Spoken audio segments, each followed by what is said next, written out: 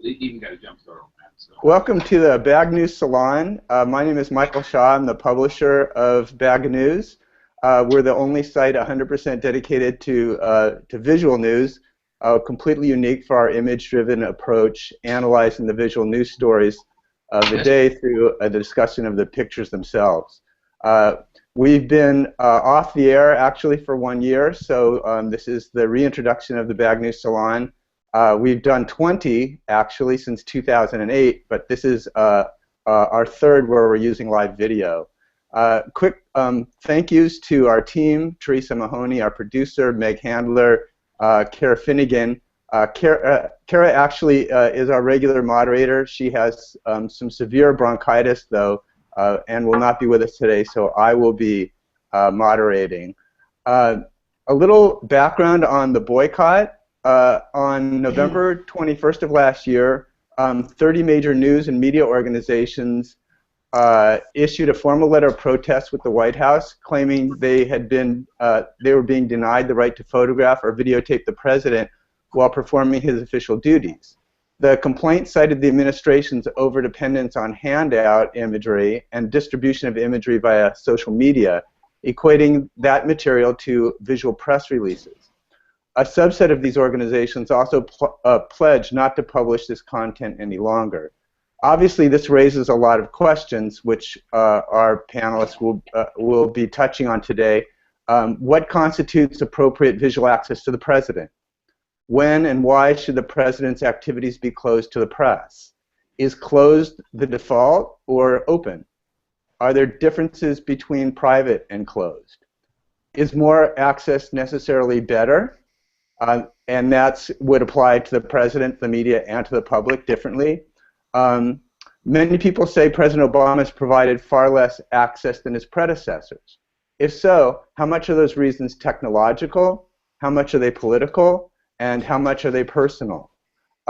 More questions. Would we still be having this discussion today if not for the existence of social media? Or is the point how effectively and predominantly this White House has been using it? And finally, did the media organizations bring these limits on themselves by eagerly publishing what the White House has circulated? And then the last question, it's I think my favorite question, is why is this conflict? Why is this conflict only happening now, 6 years into Obama's tenure? So let's introduce our panel. I'm incredibly proud and excited to have this group of experts with us today. First of all, we have Samantha Appleton, White House photographer for the Obama administration from 2008 to 2010. She's worked on major stories from Iraq to Africa to Maine, and she's received numerous awards, including First Place Picture of the Year in 2002, and her works appeared frequently in publications such as Time and The New Yorker. We have Dennis Brack, past president of the White House News Photographers Association. He's, and hold up the book, Dennis. He's author of the Presidential Picture Stories Behind the Cameras at the White House. You can get it right now on Amazon. Dennis has photographed U.S. presidents from JFK all the way to Obama, and what's very exciting and really lends greater context to the salon today is that Dennis is appearing from the White House. So you see a little NBC logo behind him, and we might even hear some of the press, some of the announcements that they issue for the press corps. Then we have Stephen Crowley. Stephen Crowley, I guess I can say this, like my favorite White House beat photographer. And he's the staff photographer for the New York Times. There's the book. Great, Dennis. Thanks. And Stephen was the White House News Photographer Association Photographer of the Year in 2002, and he's been covering the White House since 1992. We have Mike Davis, and Mike was the lead picture editor for the White House, the Bush White House, from 2001 to 2004. He's the Alexia Tsaris Chair for Documentary Photography at Newhouse School at Syracuse. We have Barbara Kinney, former White House photographer, Clinton administration, from January '93 to April of '99. She's also has been, and I'm assuming will continue to be, a campaign photographer for Hillary Clinton. She covered the 2008 campaign. and after we get really good and loose, we can we can really pry and see what we can find out from her going forward. She's the photographer for the Bill, Hillary, and Chelsea Clinton Foundation as well. That's an ongoing role. And she won a World Press First Place Award in 1996 in the People in the News category. And then last but not least, BagNews consultant and professor of photojournalism at RIT, Lorette Steinberg. So before we start talking pictures, I just want you to know also we're live. We're encouraging involvement from viewers via Twitter using the hashtag BagWH. So that's BagWH. And our editor-at-large, Meg Handler, will be active there, live tweeting, and also relaying questions, and we'll try and work them in if we can in the discussion. As usual, we're looking at 8 images, and we're letting those pictures drive an otherwise fairly free-form discussion. So let's get started with the images. And the first shot is a picture taken by Dennis Brack in 1977. And Dennis, if you could explain this photo, and not only that, but also tell us why you think it's relevant to today's conversation. Okay. Actually, this is really a good one because I'll find out the other side of what the official photographers would have done that day. This was Jimmy Carter's first day as president. And you remember his whole campaign was to change government. So this is about 1 o'clock in the afternoon. And the idea was to him striding out of the office, the Oval Office, you can see that in the background, getting in the motorcade, and then going to several departments, commerce, labor, whatever, and he was going to lay out and tell them how government was going to be changed in the Carter administration. Well, all was well until there was this little piece of ice there, and he slipped. Well, the pool was shooting across the car, the hood of the car, and the picture that ran, and it was probably Dennis Cook of AP's picture. He was to my left a little bit. I was working for Time, so mine wasn't in the mix. This ran in Time. But anyway, the picture in the newspaper that next day was not a picture that they wanted, which was maybe 15 or 20 feet back of the confident president going out to change government, but of this picture of Jimmy Carter slipping. Now, I have a question.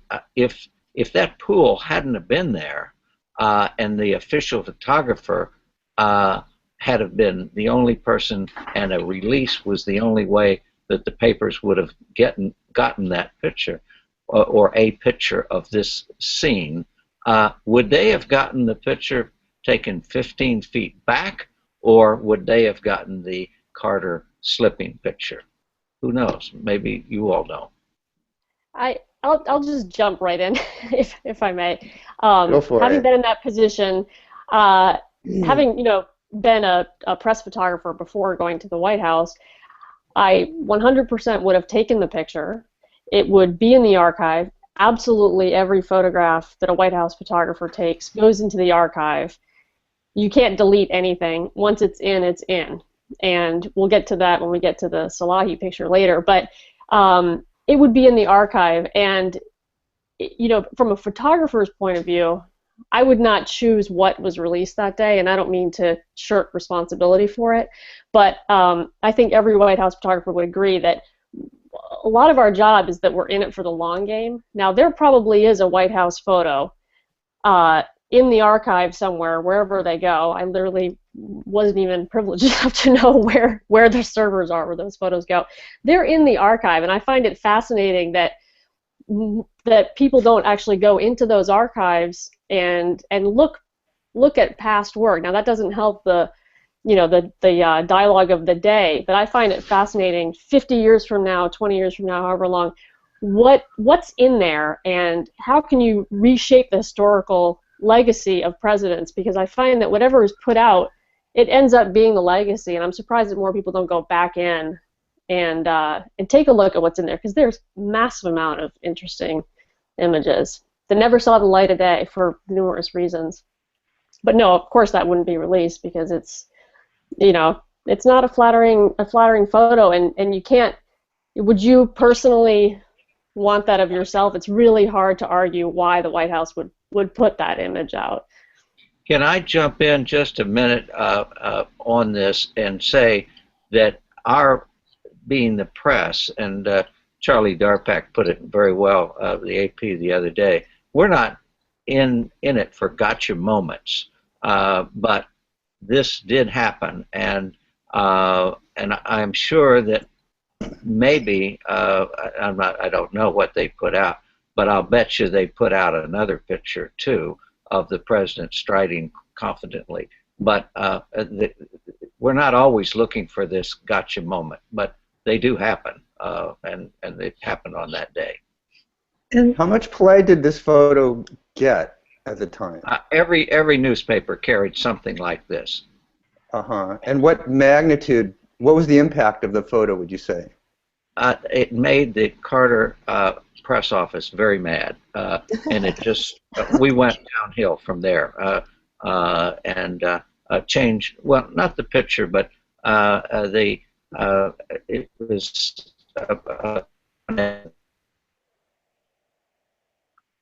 Whoops. The White House really needs to work on its bandwidth. Well, I have a question that I'll put. And so that the advanced people work. Yeah. Is he still there? Go ahead. Oh, I have a question. I totally understand the controversy discussion about having access by reporters who are not solely working for the White House. But with a photograph like this, my question is, what purpose does it serve? You know, if I'm remembering a number of photographs that were made during the during the Gerald Ford administration, and he was known to be a bit of a klutz, and they're passingly interesting, but looking at this photograph doesn't tell me much about the president or the presidency or even his day that day. So I'm always puzzled by the fascination with a photograph like this, as well as an argument for we should be able to publish this photograph. And I guess those of you who have been editors with the White House, maybe like Mike, maybe I could ask you to answer that, and whoever else would chime in.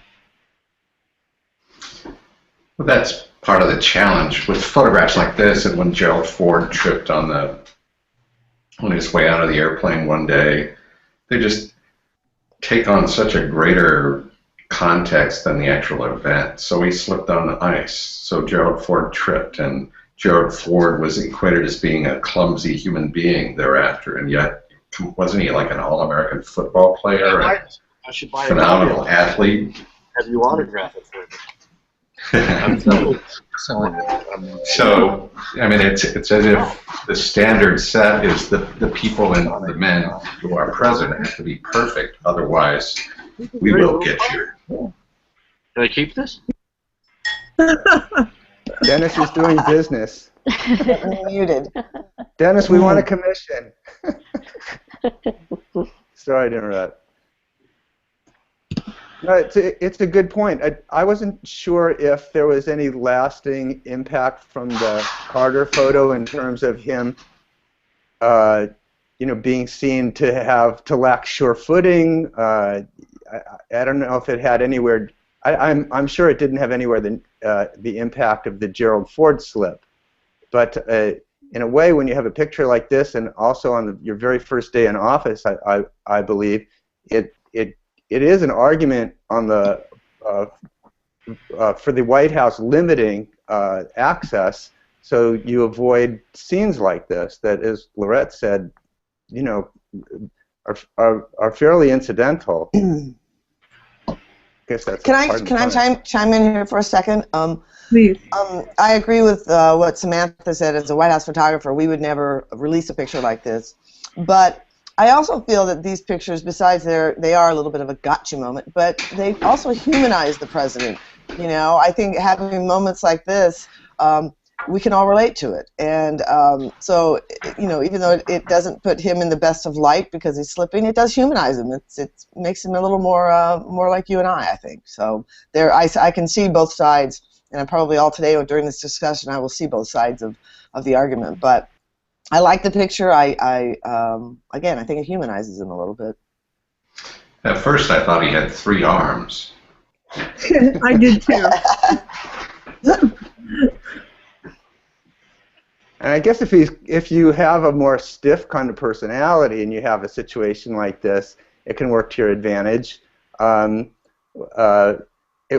Whereas if you're maybe more unknown, or someone who's like really controlling about your image, it could be read a different way. And then I'm also thinking that in the era of social media, I wonder how this would have played as opposed to how it worked in 1977. Yeah. Man, and this is something that has been growing. But the word control is what goes on in with candidates, with everybody else. They want to control the image, the visual, every part of it.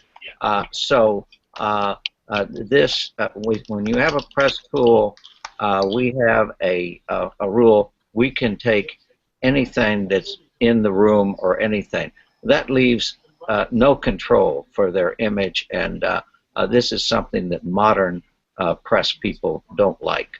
And so it's much better to release a photo. There's no doubt, because there's no a doubt that the outcome will be good.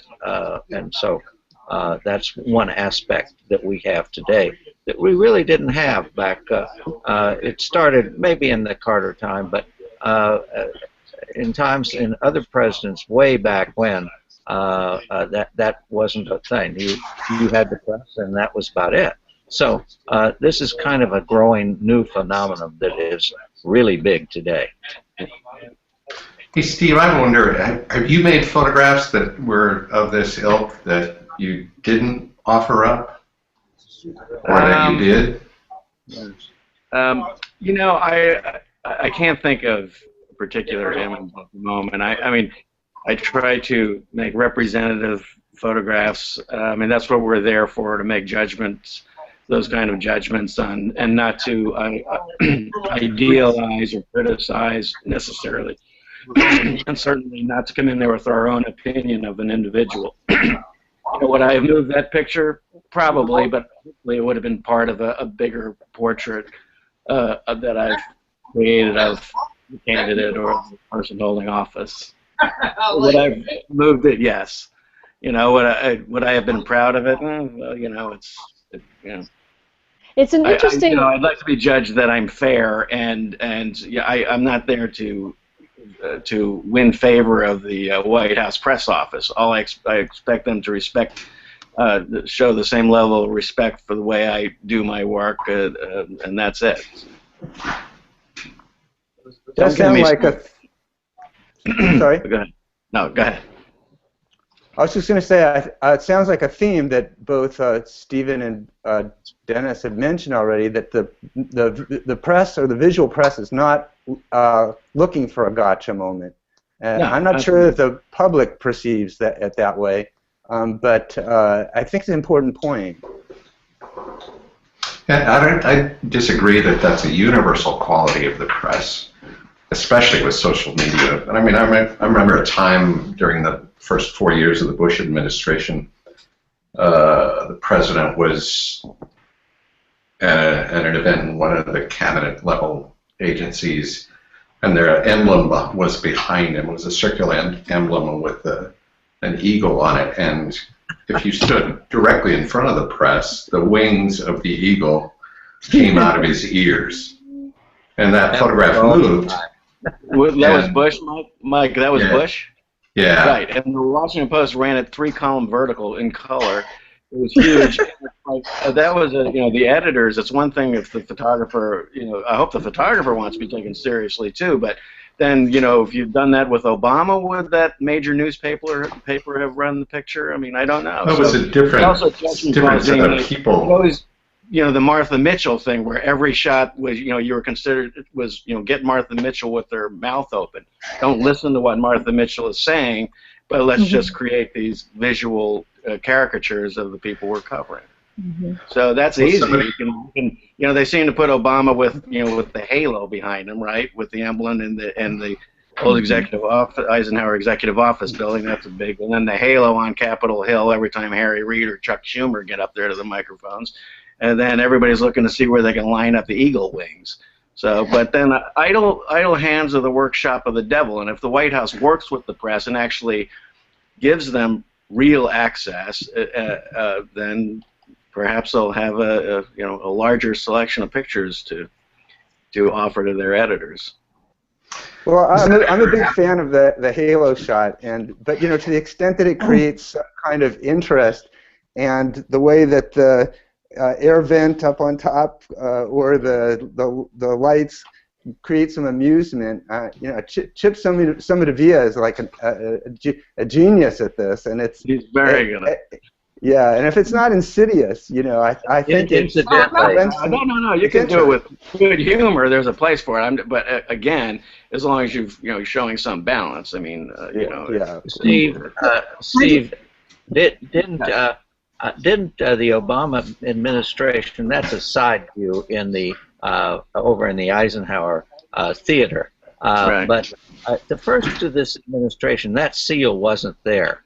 And then some clever advance man decided that seal would look very good right there. I think, honestly, I think what happened there was that at the beginning of the administration, it was in a different conf room, and then they closed it for renovation and moved into a temporary one on the ground floor. It's not as scripted as you're suggesting. It's a different space. But well, I'd like to introduce another question then. Like with the picture of Carter slipping or Ford, tripping, because there's so many pictures of Ford tripping over something. While we're entertained by those things, I would also suggest that, and I think Stephen sort of alluded to that, is looking for a photograph that actually tells us something about the president or the presidency, besides something like slipping or tripping or something like that. It does humanize, but it's a lot easier to make that photograph than it is to make a photograph that tells us something more meaningful about that president. And one of my criticisms of media is we tend to run those kinds of silly pictures or so-called revealing pictures at the expense of the ones that actually get at the issues of import for the day. And I'm just tossing that out there. I know that as a photographer, it's not easy to make photographs, especially when you're contained with the press pack and so on.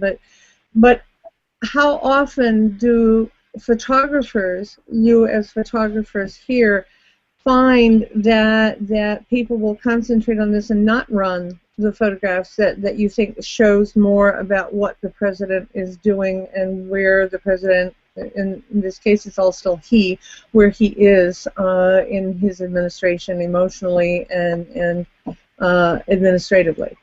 I'd like to just say one thing about the timeliness with digital media today. How can we talk about where the president is legacy-wise, or who he really is 5 minutes after something took place? Now, it's an emotional response to the day, And I found that a real challenge as a White House photographer. I can't speak to the press, but as a White House photographer, I was shooting on all these levels. Part of it is the grip and grin stuff that just has to happen, as a presidential photographer. And then it's, okay, what did he do that day? Okay, it's the oil spill, and he's talking to, the engineers about the oil spill. That's the image of the day. And then there's the, how's this year been? How is it for the first black president? How is it for a president in 2009? There's so many layers that you're dealing with that it's very naive to say, especially in the speed you can put a picture out, to say this is who he is 2 minutes after it happens. It's these are things that evolve, and frequently the image of the day does not define him, but it's always interesting to me what gets traction in this day and age, because sometimes you put an image out and think, oh no, this is going to be really bad, and no one would pick it up, and then another image you don't think twice about gets picked up and runs in several news cycles. It's interesting what gets traction. We'll come back to that, I think, when we look at some of the social media images also. But I'd like to go back. I'd like to go to the next image and also pick up on Dennis's point about control, because this photo, it wasn't a catalyst for the media letter, but it certainly has a lot of resonance with it. This was appeared a few weeks after the media letter. It was taken on Air Force One. It was on that 20-hour flight to Johannesburg for the Mandela tribute, and the Obamas were traveling with the Bushes and with Hillary Clinton, so about a week, just as I said, a couple weeks after we had this real conflict break into the open about access, you had a full complement of pool photographers on this plane, and then you had this encounter. Basically, I think everybody was hanging out, maybe killing time, and so in the picture you see George Bush showing Hillary Clinton some of his paintings on an iPad. And so the question is, oh, and an interesting aside, by the way, is there was a photo that showed up on Stephen Crowley's Facebook page of Stephen Crowley and getting a hug from George Bush in the hallway, probably steps from this spot, after Bush sought him out. He was walking down the hall shouting, "Crowley, Crowley," as far as I understand. So the question is, what's wrong with this picture? Is Bush's painting a matter of national security, that the press didn't have equal access to the hangout? And then is it fair to look at these pictures as the administration's response to the boycott, where instead of giving more access in the face of the media letter, perhaps things have actually tightened even more? The question's open to the panels. Stephen might want to relate, though, since you were steps away. Well, first off, we're restricted to one cabin on Air Force One. We go in the same back door, rear of the plane, and in and out. And President Bush came back. I think he was bored. I mean, it was a 20-hour flight, and he probably saw he was looking for a familiar name on the manifest, and he came back to the cabin, and he talked for 90 minutes, just off the record, about everything from his painting to his feelings about Putin, and and it was terrific. Now, before we took off, I wrote an emailed Carney, Jay Carney, the White House press secretary, asking for access to the president and his guest, because I wasn't clear who exactly was going to be on the plane other than Bush, and I didn't get an answer back, and I have no problem with that. I mean, that's the thing is it's not my, I'm as happy with the yes as I am with the no. Whatever the White House wants to do, that's the way I'll present them. You roll the circus in town, and I'll photograph it in the most truthful way I can. and that's their decision. I don't think it's a very smart decision. The problem is when the media uses the White House handouts. They're, as far as I'm concerned, it's state-produced pictures. You can't. How can you trust them? How can you completely trust them? Now this is not a heavy news moment, but let's face it. If it's up to the news media to. I don't have an issue with access. I really don't. My job is to ask, and that's what I do. That makes sense? Mm-hmm.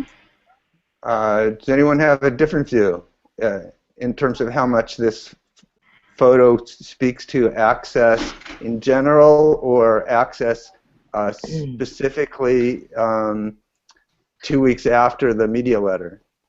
I'm curious, this is a question for probably Stephen and Barbara, but have photographers photographed in the conference room before or frequently? And because I've never seen press come up, maybe into his office, but come forward even past the guest cabin. I didn't see it happen ever. I don't think, maybe once, but you're in a you're in a Air Force One. You're in an airplane. I always saw it as kind of a security thing. Not to say that you couldn't, but I just never saw it myself. So I'm curious, has that happened in the past? Was it frequent if it did? I don't remember anything except, like what you said, the photographers being and reporters being allowed to go into the office for a quick spray if there was a meeting or a phone call. I don't remember the conference room. But my question here is, so there is a level of privacy, which is why for the president, for who's ever traveling on Air Force One, that's why the press is kept, in their particular area.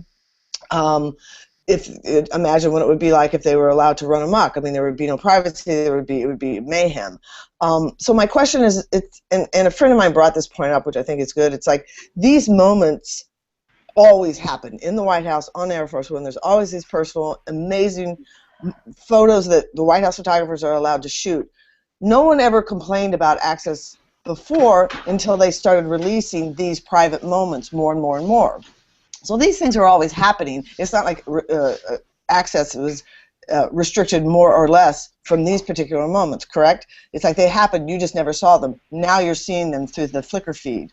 So my question is sort of, well, why did they release this picture? What was the point of it, other than showing a personal moment, which I guess I understand, but it's not like they were, the press office was restricting the press from coming in for here. They never would have let you in anyway, and this moment would have happened. But you know what I'm saying? It's like you wouldn't have seen it in the past because there was never a Flickr feed until the Obama administration. Right. Well, first off, they have. I did a day in the life with George Bush and was all the way up into the front cabin, in the private cabin, where he was laying out on his cot, and the only thing they said was, "Crowley, don't let him see what I'm reading." And I still won't tell you what he was reading, but he was stretched out on his bed up in the nose there.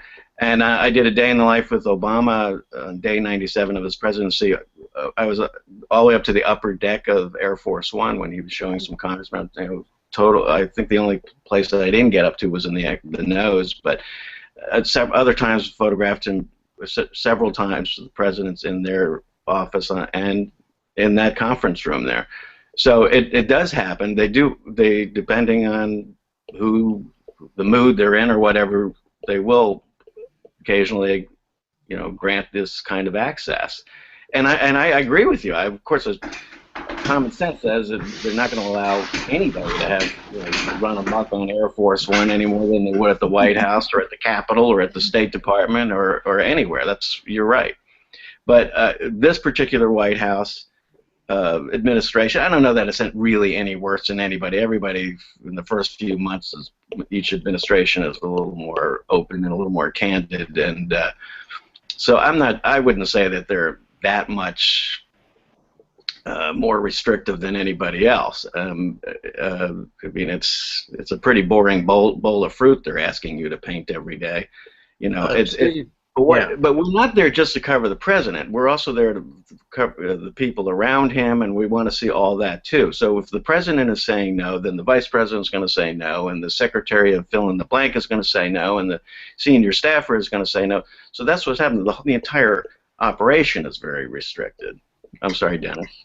Yeah, I'm just going to chime in. I have suggested to a number of people and to Pete Souza that bringing, reenacting or reviving some of those practice to let one photographer do, and it not necessarily from our group.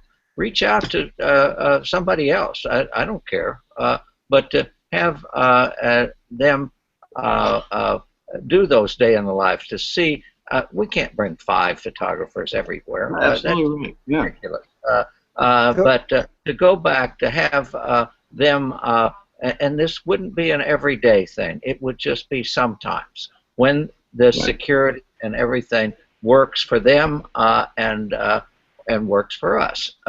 And I think those times when they can reach out and do that would help everybody involved and maybe get rid of this whole thing. We are making some progress with these weekly meetings and things like that. So that little extra kick might really solve a lot of this issue, which incidentally the White House wants to get rid of because this is not the issue they want to talk about right now. And I don't think we're any more disruptive than when he was running for re-election and suddenly there was access. You know, so suddenly we're not disruptive and we're useful and we're welcome and so please, you know, but you know, this is the great game and that's I know how it's played. To answer Barbara's question about that picture, this is a new era and we all need to get used to it. No administration is going to distribute fewer photos. It's only going to go up because it is easy to do. It's effective, you know, to you know, a quick way of kind of getting imagery out, and like Barbara said, these photos exist, you know, and they always did, and that's a great moment, which is why people are up in arms about it, because it's a great moment and everybody wishes they had you know, been there to also document it, and that's why that's why we're talking about the image, and it makes sense. Why wouldn't you release it? You know, there's a lot of great moments. It's there's a lot you don't see, but this is only going to increase. So to say they release too many is just a losing argument. I think Stephen's right. You need to put your energy into getting access, but to say they need to release fewer, I don't see why they or any other administration would. Well, I'm not sure anybody ever has. Nobody wants them to not release those. That's that's fine. The only complaint we have is they're releasing things on situations that we used to cover. We want that access. That's all we want.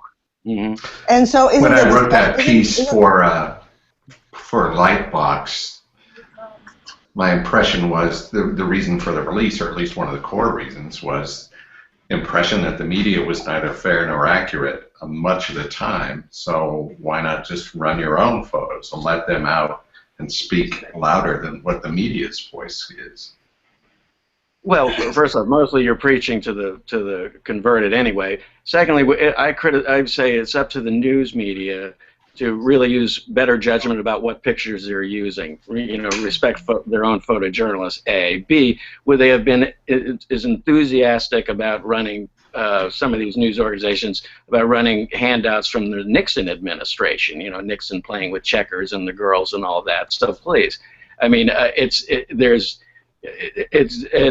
not only that, you know, the magazines stop hiring photojournalists to go in and do these jobs because they could get the handouts for free.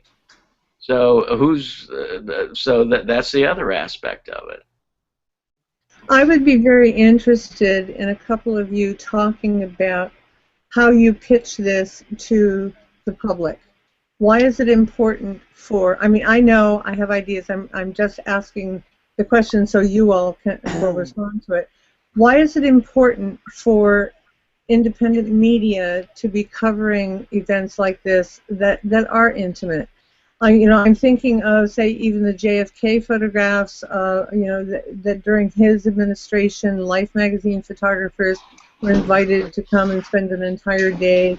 The same thing is true of some other subsequent presidents. And at some point, that kind of access changed. But how are you making this pitch to the White House? How are you making the pitch to the audience so that readers will understand why it's important? Do a Google search and there's your answer. I mean, you can tell the level of access to a president just based on how many photographs are available to the general public. So but that still doesn't answer my question. Why is it important? See, I think there's a lot of people who don't know.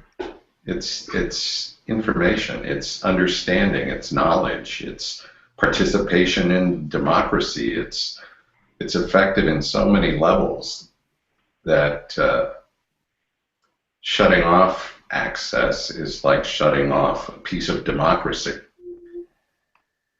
Absolutely. Well, I don't want to like change the subject. I want to actually expand the discussion though, and bring in social media as another factor here in terms of how much we're seeing, and again, to go back to Dennis's point about control. If we can just if actually Teresa, if you can jump 2 pictures, and we'll put up the image of Michelle Obama's selfie.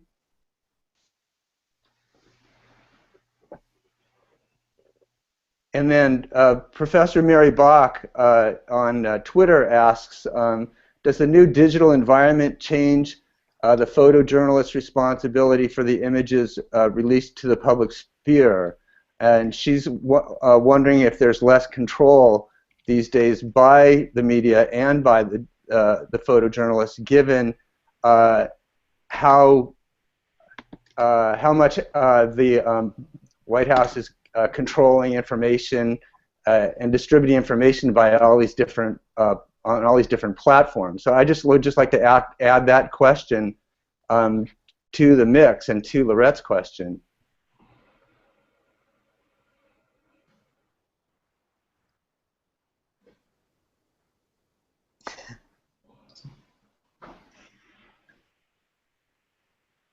And maybe also a little bit of background on the image as well. And it's fascinating to me, and maybe Mike can speak to this. The photo was taken in by Chuck Kennedy, I believe, in April of 2013. It was never published, though. Then it was published on August 10th, 2013, on Instagram and Twitter as a tie-in to a commercial National Geographic crowdsourced photo promotion. They were trying to get the Guinness World Record for the largest online animal photo album. And then it finally was published and distributed to the media in December, this past December, as part of the White House Picture of the Year collection on Flickr. And my speculation was that it might have been published then in response to the infamous Obama Johannesburg selfie. But what are some of your thoughts in terms of the power of social media? And also, Mike, wondering too about them keeping the photo in their pocket until a particular point down the road. Well, it's hard to know exactly why an administration releases a photograph. You can, guess and see some ulterior motive, or it can be often just a simple request and it gets connected, and a picture editor goes through the photographs for the year and says, whoa, we forgot that one. Boy, that's one of the best of the years at the end of the year, and then it gets included in the best of the years. I remember that, like the night of 9/11, I was there till almost midnight looking at every photograph that Eric Draper had made during the day. And phenomenal, amazing set of historical imagery. And talking to the chief of staff and communications directors and presented them with what I thought were the best images, and Eric, and they decided not to release any photographs that night because it would have diverted a little bit of attention away from what was really important. So the motivation is often not political, not negative. It's a positive decision. Anybody that's worked in the White House photo office or press office knows that the sheer amount of the volume of work and the hours of work, people aren't sitting around bored being like, okay, time to release this photo. I would be shocked if they were holding on to that photo for a special moment to react to something. I just think that people have far more important things to do than think of it that way. And I think, could it be? Sure, but to suppose anything like that is I just don't think it's a fair way to look at the photos. Like it could be, but so could a photo that we're not even talking about could have been very scripted, and you'd never know. So I just don't think it's fair, and I don't think that they're reactive in that way. They've got a lot going on, and knowing them personally, I'd be shocked if it was that scripted like that. Well, what about going back to the issue that you raised earlier, Samantha, about the challenge of showing the president, the first family, as real people? It's really getting to past sort of the set shots and the veneer, and I would say that this picture certainly does that. I would say that the administration has actually been extraordinarily adept at showing Obama in a way that, and the first family in a way that's really almost like the guy next door. Well, to tell you the truth, I'm very biased, but I adore that family so much. And Michelle Obama is one of the funniest people I've ever known. And I wish that her humor they could show more of that. The stuff that you see, they're a charming family, and that is like you can stage that for a little bit maybe, but that's just how they are. Over years, people reveal themselves. They are that charming. They're a wonderful family, and I wish you could see more of how great those girls are and how great Mrs. Obama is. It's not that they're doing a good job of it. That's just who they really are like that. They're wonderful people, and anyone that's around Mrs. Obama, knows that she's really fun. She's fun like that. That's what's real. It really is.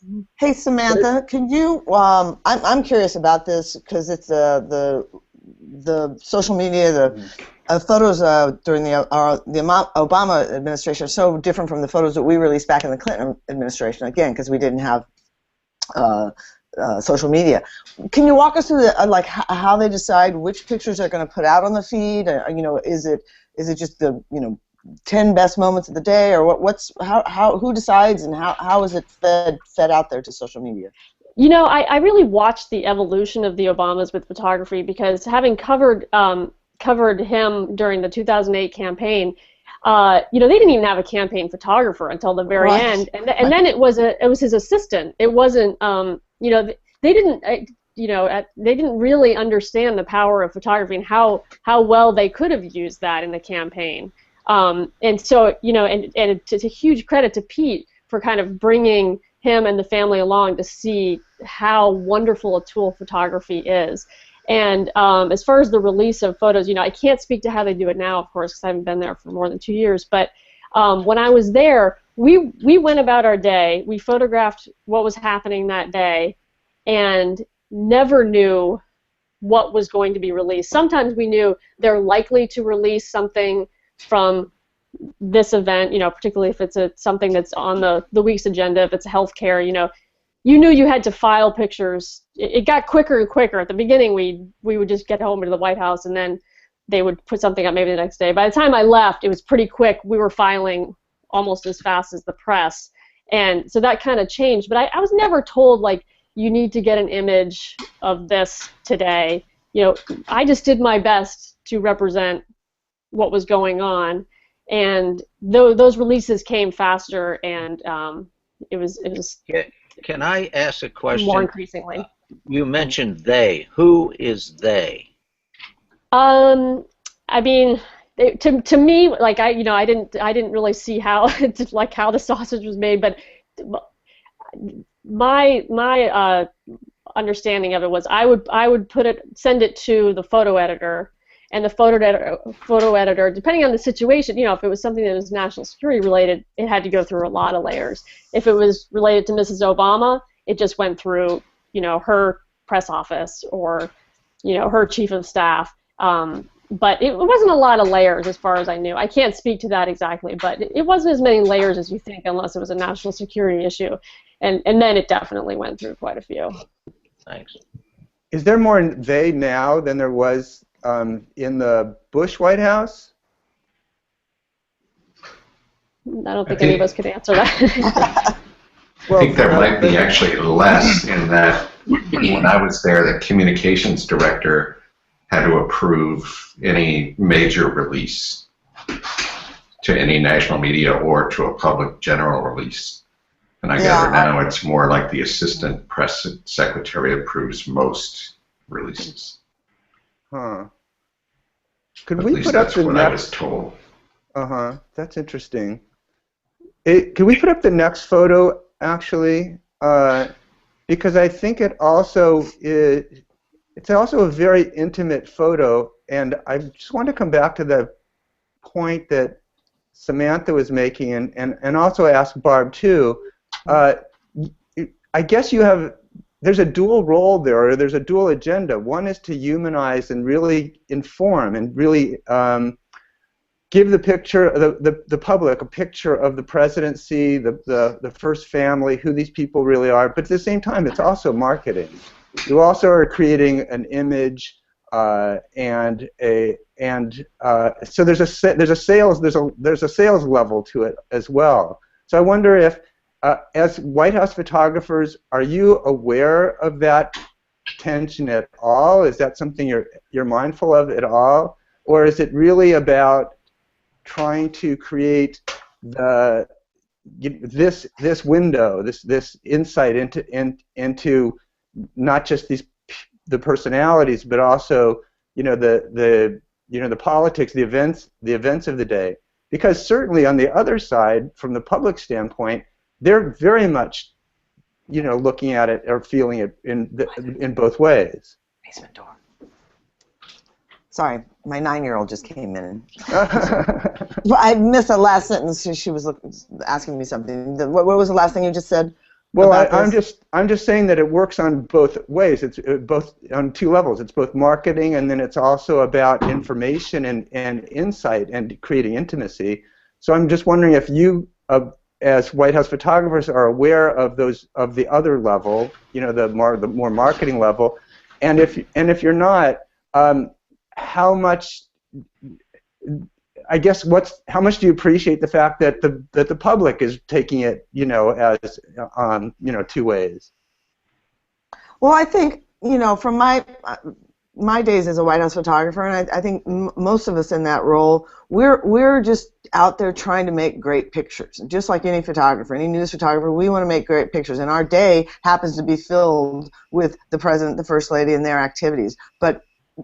And besides the official stuff that you have to do, like the receiving lines and everything like Samantha mentioned, I'm looking for that great picture, something that's going to, resonate with people, whether the general public sees it or not. This particular picture was not released. The one that you're seeing now with Madeleine Albright and the First Lady, it wasn't released until. I think it was a funny moment. Funny because they were in the ladies' room, and that Madeleine was briefing Hillary on some head of state matter, because Madeleine was Secretary of State at that point. But it was like they were going to go in the bathroom to brief her, and I said, "Hey, can I come in with you?" That's kind of funny, because the men always have do their business in the bathroom. That was the big joke, and so it's like, yeah, sure, come on. So I shot this picture. I think I probably had it printed to give to Secretary Albright. it was released many years later because she published it in her book, and that's probably why you're seeing it now, because it was published in her book. But it wasn't generally, released at that point. There would have been no reason to do it. There would have been no reason to release this photo because it really had no news value for the public, if that makes sense. Stuff like that, and Barbara has, I'm sure, a ton of other images that are similarly intimate and special that that don't see the light of day. There are a lot of moments like that, and in a bathroom, people would take that, especially in this day and age, and retweet it and Google about it. And I mean, if you could see some of the comments that I get Google alerts on photos, and see some of the comments that people make, particularly about Mrs. Obama, that are just, it just makes you nauseous. Like that people would take things and expand it in a way that just shouldn't be. And so a lot of special little moments don't, because of the fear of. I mean, if there's one thing that I couldn't stand, it's the caution that the White House had to take with a lot of photos, because they were afraid things were going to be taken the wrong way. And that was probably the most frustrating part, was just that they were cautious about things that are special moments that they didn't release because it could be perceived in the wrong way or taken in the wrong direction. And that has to do with race, that has to do with gender, that has to do with how people perceive Michelle Obama's personality. That's because of how much our politics are so incredibly polarized right now. What are some of the pieces to that, would you say? I think it's a lot of that. I think that Mrs. Clinton went through the same kind of thing. A lot of it is a gender thing. I think Mrs. Bush went through a lot of that. There's a particular kind of criticism for the role of the First Lady that I think is particularly cruel and shallow. I find, and I don't know if Barbara would say the same thing, but it's kind of like it's more open season in a way, unexpectedly, and a lot of things play into that. Does that inform? It's not an official. Sorry, go ahead. I'm sorry. I was going to ask, does that inform the way that you've been photographing her, or the way that she's been? You've been editing in, like, where you'd want her more, like, to really show her in the garden, or for her to, like, or to show her more doing a kind of fun stuff with I forget who was was it Jimmy Fallon and the bouncing around shots, or does that have I would think it has a kind of an editorial impact, right? I mean, like Barbara said, you photograph everything and you do your best to make the most interesting images you can and the most informative. I mean, it is like drinking through a fire hose when you work there. You're just I've never photographed so much. Like, I was, the amount of images I produced there, it's just astounding. It's an embarrassment of riches of how much you're photographing. And so you're not thinking to yourself, oh, I really need to get Mrs. Obama looking angelic in the garden. I mean, those kind of moments, you're just like lucky if your mind can work fast enough to get the images that you want, because there's just so much going on and you're doing your best. Now, going back and looking through the stuff, that's when you start to kind of create, the visual story that best represents what the way you looked at it. Now, I don't have access to those images anymore, but I'd love to one day go to the library, go through it again, and see what kind of visual narrative I would put together in retrospect, because it'd probably be different than when I was there. So would you say that the entire communications office, that people aren't really watching the politics or like what the headlines are, that there isn't that much response in terms of what you're showing and what the events are, that the public events that are scheduled, that they're really not that informed by the politics of the day or the criticism out there, that it's more like you're sort of in the bubble and it's not as reactive. It's not as reactive as you're suggesting, because these events, I mean, her schedule in particular is, I mean, both of the schedules, but it's planned way out. So if it looks like, oh, she did this event as a reaction to this, they don't throw up events overnight at all. The president does once in a while, but it's planned out further. So sometimes there's a bad like intersection of, of the day's news and what they're doing. That does happen, but her side in particular is not reactive because they're not, it's not as political driven. I mean, look at her initiatives they become political, but they're not intended to be. They're intended to be things that everybody should be able to get behind, and they turn political. But the president's a little different because it's that they can move a little faster, and events can pop up, but those schedules are pretty well in advance. Stephen or Dennis, like, any thoughts on that question in terms of how much the narrative is informed by or responds to the politics? The only thought I have is the First Lady going through that. I just had to think this is a job that she's not even getting paid for, and who would do this except your husband who's done this? Yeah, I can certainly see all First Ladies going to bed at night and say, "What in the world? Why am I here?" Anyway, no. Yeah, I mean, coverage of that of certainly Betty Ford was such a trooper, and and our coverage back then was it was a mixture of our emotions because we really liked her, but First Ladies have a heck of a time, that's for sure. I would be remiss if, because we have two women White House photographers on this panel. I don't know if two women White House photographers have ever appeared on a stage or a panel before, and because this image is taken in the women's washroom, it's a wonderful image, very intimate image. I would like to ask both of you how, maybe to reflect on your experience and how you feel that being women and White House photographers have informed your work, and where you think it might have been distinct from what male White House photographers have or do produce. Well, I across the board feel that women photographers have a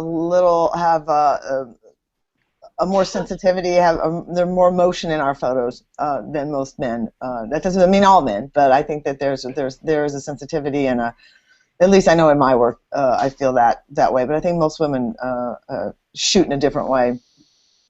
I don't know if the work that we do at the White House, if it's any different as women.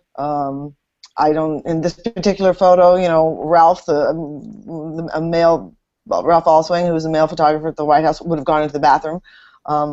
Similarly, I wouldn't, except for once by mistake. I went into the bathroom with President Clinton. I didn't realize I was, and quite embarrassing. But so I don't, I think we're, yeah, it was really. Barbara, this is just the bathroom. What are you doing in here? But I don't know, Samantha. What I think.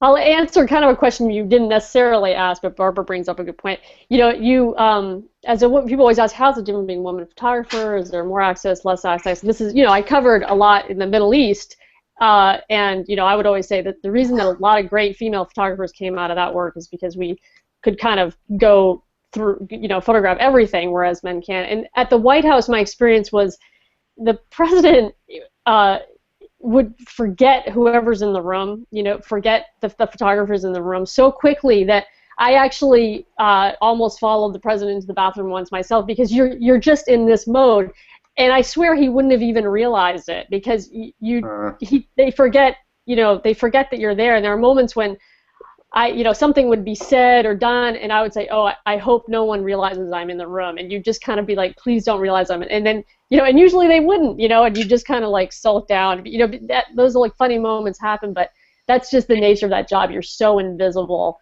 and that's why, these pictures happen, and to bring it back to Stephen's point, that's the same with, people like Doug and Stephen and, these photographers that the president knows and respects.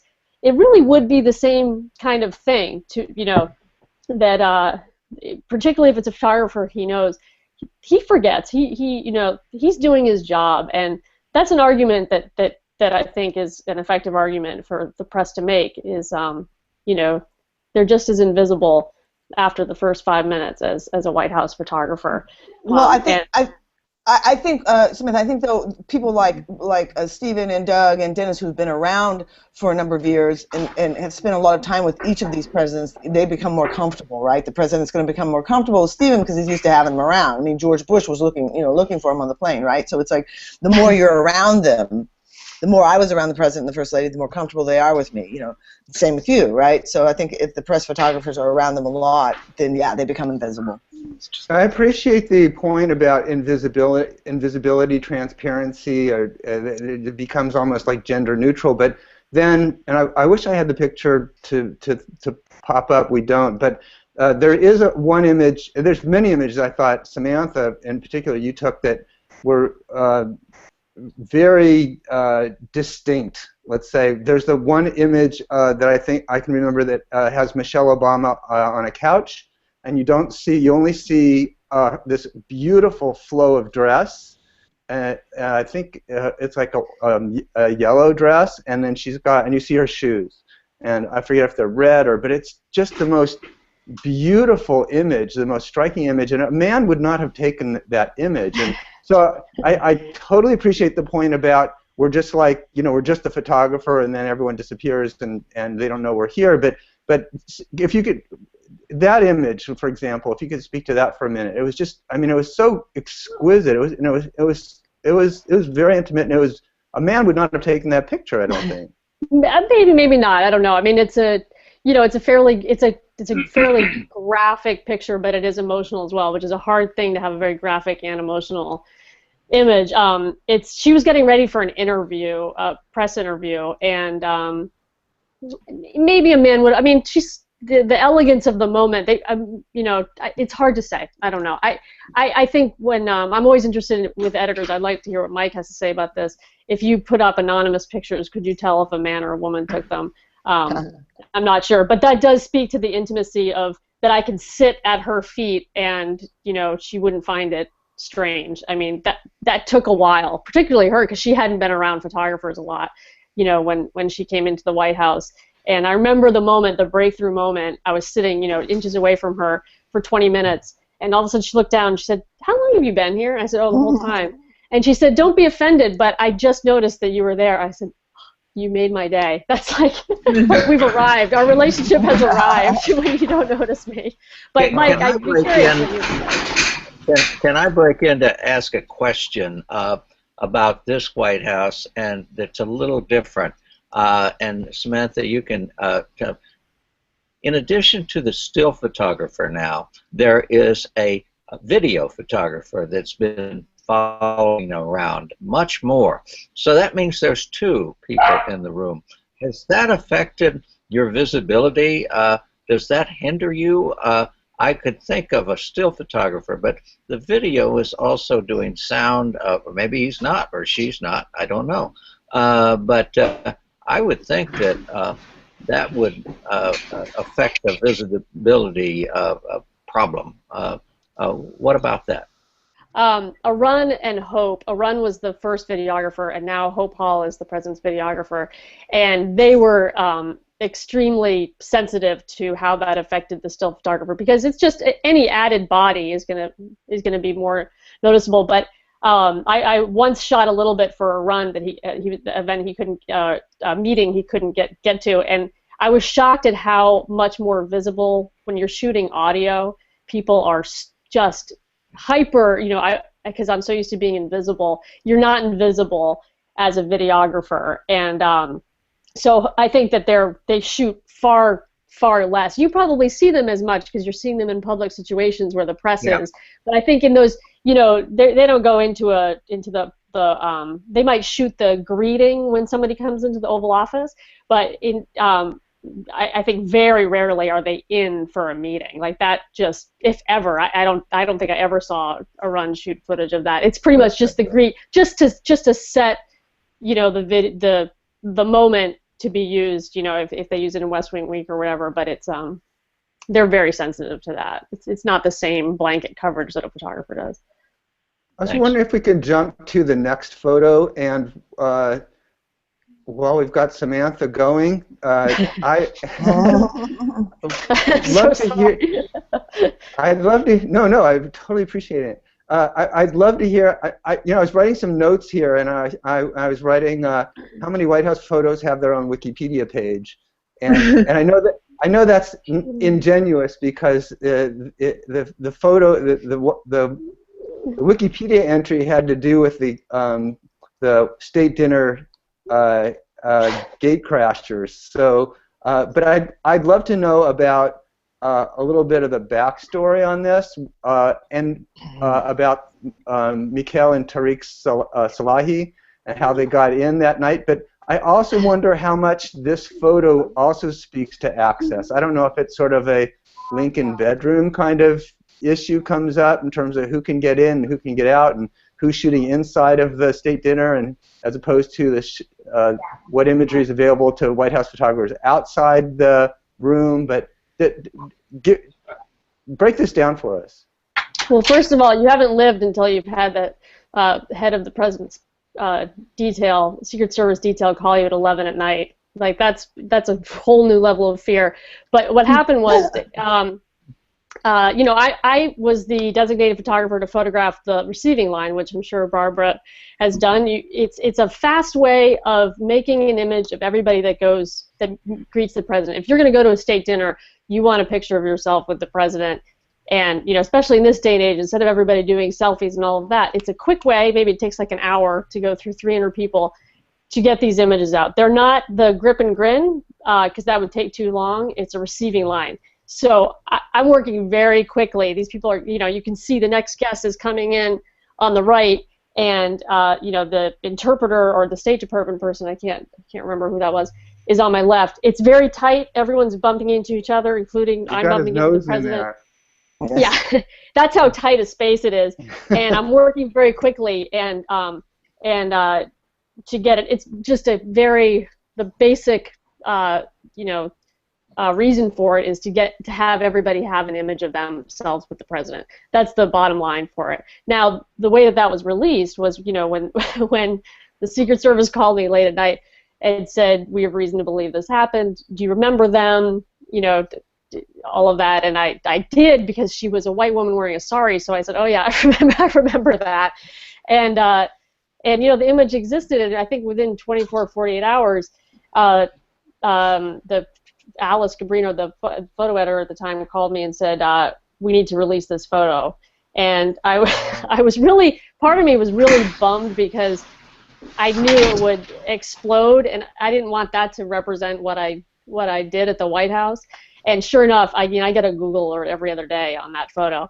And but there was also a part of me that was really proud that instead of debating it or waiting for a FOIA request to come in, the White House just put it out. And it lit a fire, but it part of the problem with trying to be transparent is that you by putting out that fire of, you hide everything, you light all these other little fires, which that photo did. So it's very curious to me of the downside of being transparent is then, they just released it. They said, yeah, it happened. Here it is. This is the one image of that. But there's a lot of downside. And I'm proud that they put it out, but it caused a lot of fires. And that photo is just crazy. I mean, it's all over the place. Does it speak to access in any other way? I mean, I think your point about it's a security breach, let's publish it, is really important. Does it speak to this issue, the issue of access in any other way? And maybe not. I'd be curious. I'm sure the press working that night would have liked to photograph each guest in that receiving line. Logistically, it's a little tough, as you can see. The photos are not clean. These are, and I'm bumping it. I'm just one person. Even the Indian official photographer just gave up trying to take pictures because the room is so fast moving. It'd be tough. But I'm curious if the press has ever asked to be in the room for that, because I don't see why they wouldn't be allowed. Nothing's, they're not having conversations. It's pretty quick. This is so-and-so. So maybe Stephen or Dennis can speak to that. Well, we have photographed receiving lines, and the Clinton administration, we did that, and I think others. I don't know. Maybe Steve knows. Well, we don't do a lot of receiving lines just because we don't have the. We'll probably do the state dinner on Tuesday, but you know, in those situations, you're looking for the bundlers who are the future ambassadors and the money people and the operatives and the next Secretary of the Interior. That's the value of that. Again, we're trying to look around the idealized moment and you know, poke through the stagecraft to see who's pulling the strings and etc. The operatives and what have you. Let's while we're on that, I'm sorry. Let's advance one image, and we'll keep the focus on Stephen, and we'll look at this collage that you did. You know, I do a lot of presumption in what I do. I try to not to get too far out there or too far ahead of anybody, but I always think that Stephen's work in some respects is a brilliant response to the lack of access, and I'm wondering if that because the White House has so much of control of the field through these different platforms, if what we're seeing in terms of some of the photography from the media now has more humor as a result. It's using irony. Sometimes it's using a little bit of mockery. And also now we're seeing, too, like experimentation with format. So, Steve, I'm just really interested to know like what's going on here, or how much is going on here with this collage. Well, this was during the shutdown, and there was a series of events. I mean, the president and the vice president went to a bar to sit with some military people just to have lunch, and went to a food kitchen and made sandwiches with federal employees who were volunteering during the shutdown. So it was all, obviously, they were trying to get this message out there about the effects of the shutdown. So, but it's rare that the president at the last minute you'll get a call that he's going to go down the street on Pennsylvania Avenue to have a sandwich. And so you can see how these spontaneous moments, how they, and so I just look for little shreds of bits of humor and, you know, and try to put something together more than just the president and the vice president having a sandwich. And you know, who could resist the love behind the Secret Service and the parking, all that, but you don't have a lot of time to think. You're constantly moving, and so I got back.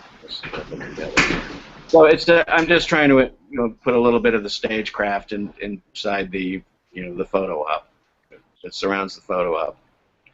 But when you say just, I mean the public is really the recipient of so much stagecraft. So when you say just, I think that maybe that minimizes what you're doing here, that that it's important, and I think the public even craves, this wider angle, or to see how much there is craft in it, or how much it is a show. Yes? Well, that's what I did with last year's campaign through Smoke-Filled Rooms. I decided rather than just the horse race to really try to dig in best I can and put a face on the money. President Obama's 1% solution, what it entailed to go to a $34,500 a plate fundraiser in California, and that I'm not going to get inside that, but I was able to show the machinery and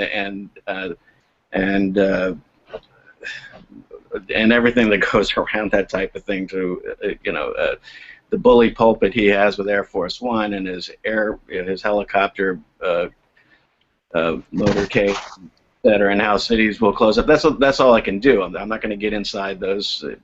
Show the bottled wine, and we're held in garages and in vans and that. So, but there's always some way to illustrate this stuff, and I think it's not. They're not always great pictures, but I really try to put important pieces of information into these things. So. And do you think that people are responding to that kind of imagery to a view of the trappings. I'm trying to be the anti-White House photographer, so I don't know if they do. I don't really. Well, and there's nothing. Let me just say, I have an enormous amount of respect. Pete Souza and all these, they're tremendous, they're terrific photographers. We're just on opposite sides of the table on this, and there's nothing wrong with that. I think what they do is very important. It's terrific stuff. Historians are going to look through this wealth of information they've collected, and that's really important. I'm hoping to also offer those historians, the other side of those events as best I can in the situations I'm in. So, I mean, I always challenge my editors and our colleagues. I say, if you lay the pictures out, what kind of a story? If you're laying out a picture story, a slideshow, how would a historian interpret that? How would a writer write up an essay about what they're looking at? So, I mean, it can't be all flowers and sunshine and lollipops. It also has to be some of the details of this. It's all stagecrafted and what have you. The donors sitting over at the rally, they've been behind the scenes. I'm not going to get a picture of them when they're posing with the president, but so I see the empty seats. I see them come out at almost every rally, and they have the special seating where everybody else has been literally standing up for 4 to 6 hours waiting for the president. And that's the way you try to break it out for them. For the readers, but whether they get it or not, that's I hope they do, but I can't be sure. Dennis, do you think that we're seeing more of these the trappings being the subject matter? Are we seeing more? And what do you think about Stephen's comment about being the anti-Sousa in a way?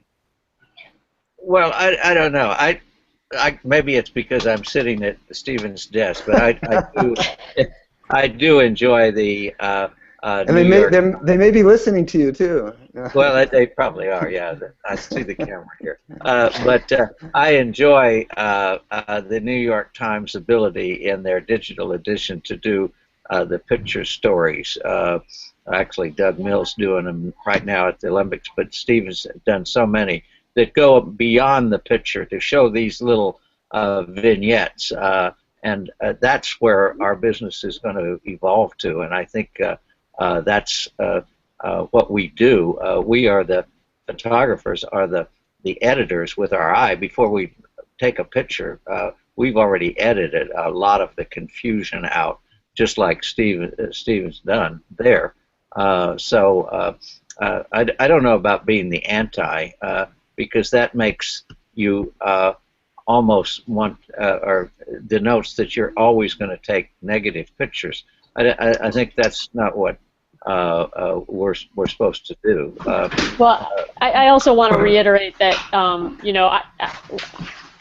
I took that job at the White House because I definitely had to give up certain things in order to have that access, and I didn't always take the angelic photos. There are a lot of perhaps unflattering images. I didn't change the way I photographed. I had to add certain things like the grip and grin, and I never used flash before working there.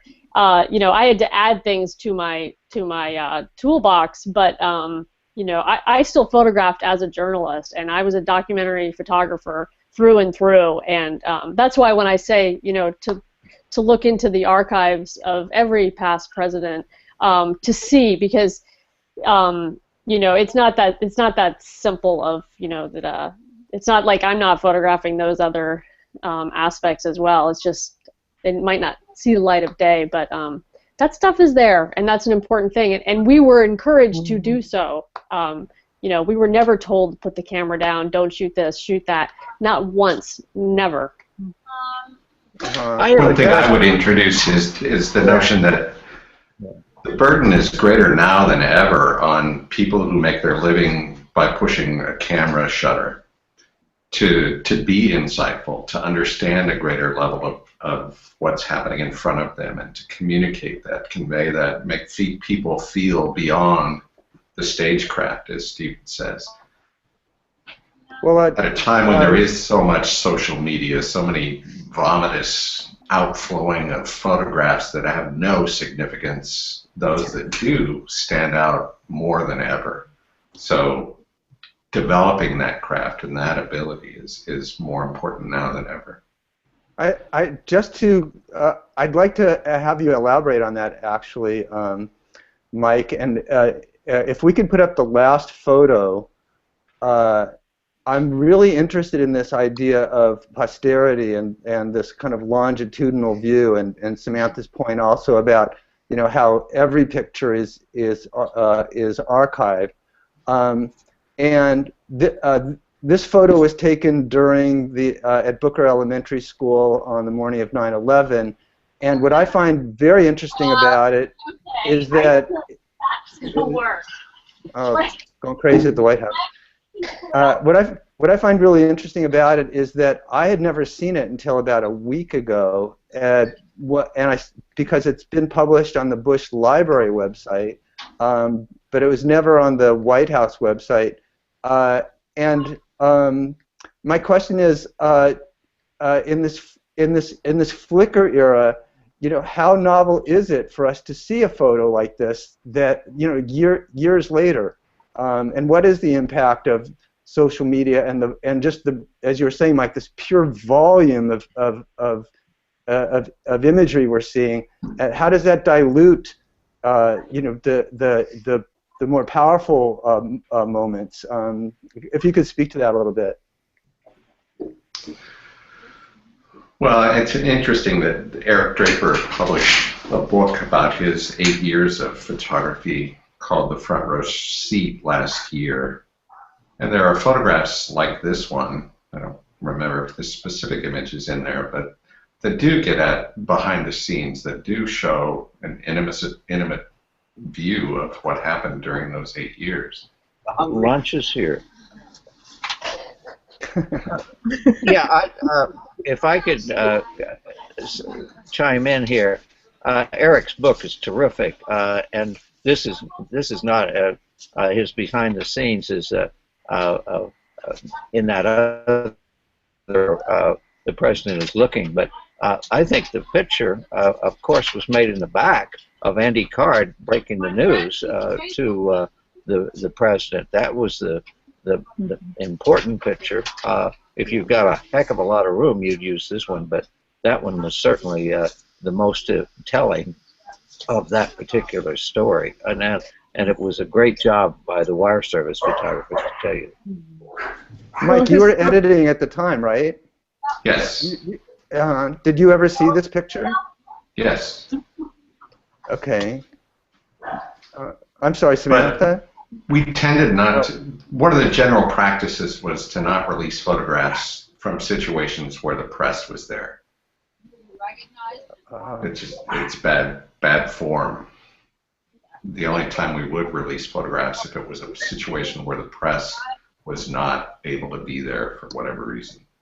Most of the time it was for security reasons. I've seen things that. Samantha, you were going to say something?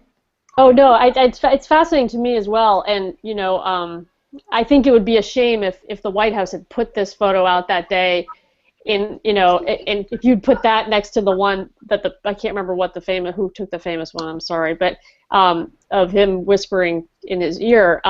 There's actually, as a little side note, there was a painting of Bush's face in a gallery in New York a few years ago of that moment. It's so iconic, the expression on his face, you can't even see Andy Card talking to him. It became so iconic, you knew immediately what that moment was. And, it's absolutely an important historic moment that the press managed to capture it. And I'm curious, Mike, if that had happened, if that news had been delivered in a private situation, in the back room right before he came out, would you have released that? Probably not that day, because there was a judgment not to release any photographs from that day, But later, like 6 months later, we did release a set of photographs that encapsulated the day and events subsequent to that day related to 9/11. All of which were behind the scenes, if I remember correctly. Mostly in the other classroom after he left the children reading. when he was on the phone and writing a text for his the announcement. Yeah. I must say, I've got it. Eric Draper did one fantastic job as a presidential photographer on that day. I've seen his book, and he did a presentation. He did exactly what an official photographer should have done as a eyes for the world to see that day. Samantha, though, one thing I wanted to raise is why wouldn't the administration be more open? Why wouldn't they let more photographers access? And it seems, let's throw this out, it's a two-sided coin. Part of the reason is that you can't let 5, 6 people into the room, and the media has always been reluctant to do the pool setting. So it's almost like the media shoots itself in the foot and creates the situation in itself. I would say my suggestion, and I'm kind of speaking as the de facto White House person here, but I'm very removed from it, and it's a matter of time before I go back in as a member of the press, and will probably be making the same complaints. I would say if I wanted to photograph something there, my strategy in gaining access would be just make a case for it can't just be willy-nilly we want access. I'm not Stephen, I'm not saying that that's what anyone's been doing, but my suggestion would be make a case to make it as provocative for them as it was during the campaign, and the humanizing thing is really important. I don't see a big downside to it myself, so I can't speak to why they keep saying no if in fact they are. But yeah, the single person I think is the way to do it, and just make a case for a specific story or situation or whatever. But I can't speak to why they have. If in fact it's been less, I can't speak to that. I wonder if Teresa can put up the photo of LBJ. We're going to run over by 5 minutes, if we can beg people's indulgence. But yeah, I just wanted to follow up on that question as a last pass on the subject. Christopher Morris suggested that there be a day that a particular photographer, freelance, or media photographer can follow the president and have the same access as Pete Souza. And then David Campbell, though, writing, he did a piece here and on his blog, and he was saying, access to what? And he was skeptical about that proposal because he wasn't sure that people were going to get anything any more insightful or get anything different than what Pete Souza would get, and then it would result in more what the AP is calling propaganda imagery. And I think the LBJ photo might speak to that also, that even back before we had social media, the sort of the power of the stage. So well, that also comes back to my original question of how are we making the pitch that we need access? And certainly, Mike, I totally understand and advocate for the whole idea of we should have freedom of the press, and we should be able to look at things without the fact that our boss is the White House or the president.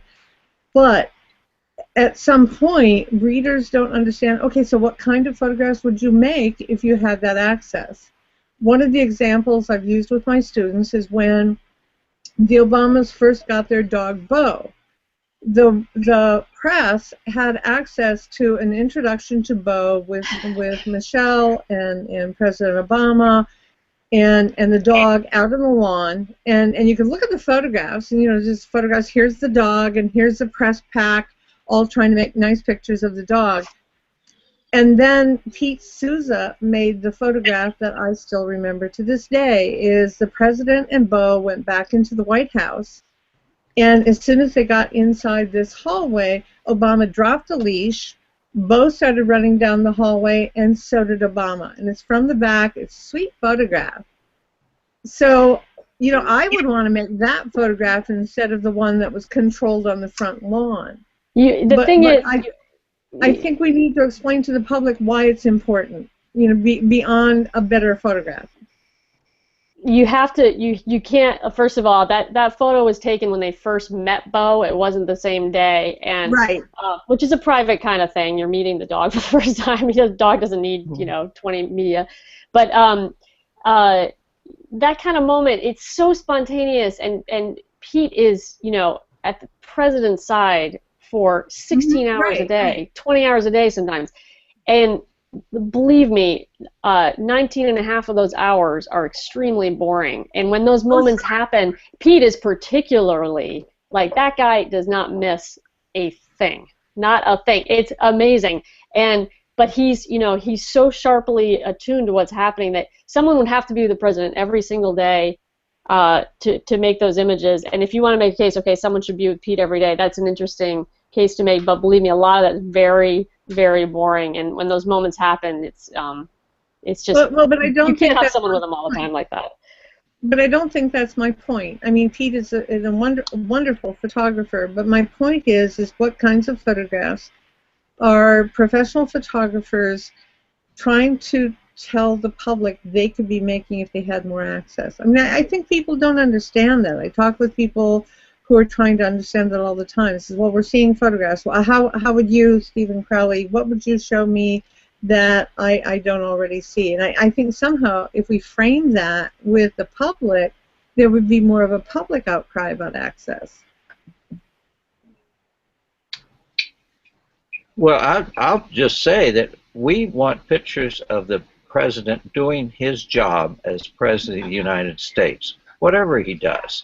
We're not looking for the gotcha moments, and to give us a chance to do that.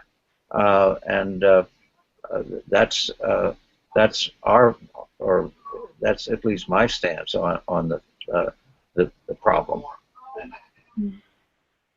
Steve? Picture when he met with the Dalai Lama. I mean, we were kept out of that. There's a lot of important moments that make no sense, and that they were doing handouts. And again, I'm fine with that. It's the responsibility of the news organizations to make that judgment. Are they going to run White House handouts?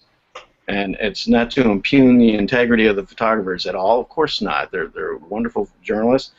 They're terrific photojournalists, and but it's a judgment. The American public needs to understand the source of where these images are coming from, just like they would any story in the newspaper. So, and again, I value them saying no as much as they say yes. And you're right, Lori. There's not that much to get. It can be like watching paint dry behind the scenes, and I've had very little, a handful of days over 20 years behind the scenes, but. Pete Souza is there, and he makes terrific moments because he spends a lot of time with them, and there's really not a lot even behind the scenes on a campaign or whatever. You have to pay attention to what's going on around you. There's plenty of places to aim your cameras in politics. There's absolutely no question that one photographer who's extremely perceptive and skilled in communicating through imagery standing next to any other person is going to make a different photograph of the same event. So that there is only one person in the room 99.9% of the time presents but one view, one perception. So that's all we're left with. And that's a crime. That's a real shame. Yeah, and I'll agree with you there, Mike, that when I say that Pete doesn't miss a thing, these are they're certain moments, but in terms of Pete has a very particular style. It's very clean. It's he doesn't miss anything, and another photographer, any other photographer, the style would be totally different, and the content may not be different, but the emotional value would probably be different, and that it's really hard to describe, particularly people that aren't living and breathing photography, what that means. But it's photographs are emotional things, and the slightest little change of style completely changes the emotion of a photograph. And in that way, you're absolutely right. A different photographer just would produce a different emotion in some of these. It wouldn't change the content, but it would change the emotion. Absolutely. Good point. Good point. Probably a good point to end on. and certainly the conversation will continue. I greatly appreciate having this very distinguished panel, everyone taking time out of their weekend to hang out, and the archive version of the talk will be on the site almost momentarily, and we look forward to doing this with you again. So thanks so much for being here. I enjoyed it quite a bit. Well, thank you very much. It's great seeing everybody. Where's Samantha's baby? She has to nap. She has to nap right here. I just sent text. I was like, okay, put her down. You have her very well trained. Thanks so much. Great to spend the time with all of you. Bye. Thanks so much, and thanks to Teresa Mahoney too for our producing. Take care. Thank you, Teresa. Thank you, Teresa. Bye-bye. Bye.